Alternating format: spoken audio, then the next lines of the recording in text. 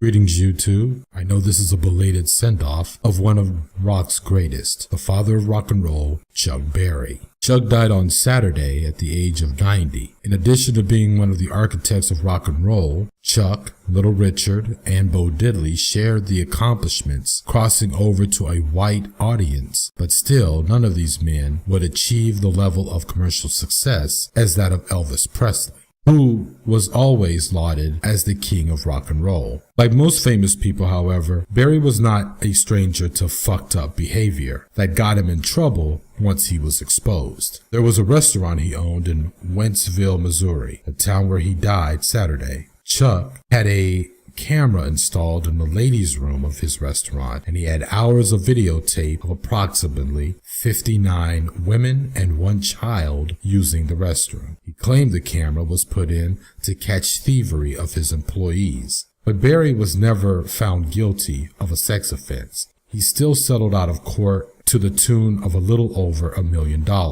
Speaking of those tapes, which they found in a raid on his home along with drugs, of course the drug part is irrelevant to me, but among those tapes was footage of him having sex with a 14-year-old sex worker. This was the 90s when all of this happened, which now leads me to the political question of how far can you still regard an artist as great in your eyes in the light of things that normally you would not spend a second of patience on if it was anyone else in your family or if they were your friends. I've always enjoyed Chuck Berry's music and won't deny his cultural importance to one of my favorite genres of music. But I didn't forget, nor will I forgive, the toilet tapes or the 14-year-old sex worker. Well, listen to his stuff, but did I ever put money in his pocket after the fact? No, and for the aforementioned reasons. So what do you guys think? What are your limits for artists you liked up until they were exposed for bad behavior that was abusive to others? Tell me in the comments section. So that was the dark side of Berry's human part.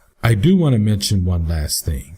In 1986, Taylor Hackford's rockumentary, Hail Hail Rock and Roll, covered the then touring life of Chuck Berry and talked about his monumental placement in the eyes of other musicians, those who were his contemporaries and those who came after him. There was the scene where Chuck was rehearsing with Keith Richards.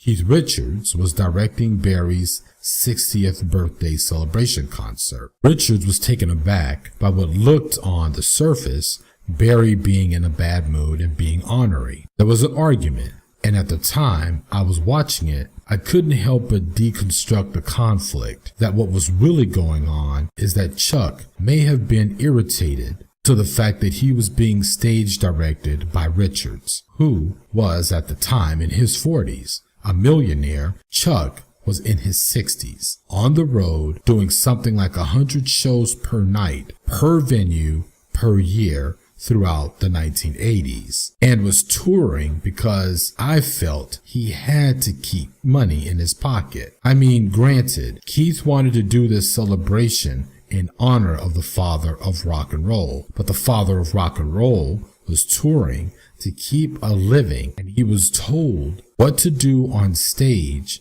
by a man who was inspired by him to be a rock musician, and yet that man's career had eclipsed Chuck Berry's. Again, that's how I deconstructed that fight. It was a good documentary, so you should check it out. I have a lot of online friends who I've met on the original Afropunk forum back in the early 2000s. A lot of them are black musicians. Most of them play rock, metal, experimental music, and one of them even plays in an all-black Susie and the Banshees cover band. They used to always share that one common story of the one common conversation where they have to cure some smart-ass white dude's ignorance over who made rock and roll. It's that one conversation that leads you to tell the truth that someone else doesn't want to hear. Kind of like how the existence of God comes up once the truth of science bears its head in an astronomy class. Come on, of course not. And yes, black people made rock and roll, so shut up. Anyway, this is the Garage Autonomist.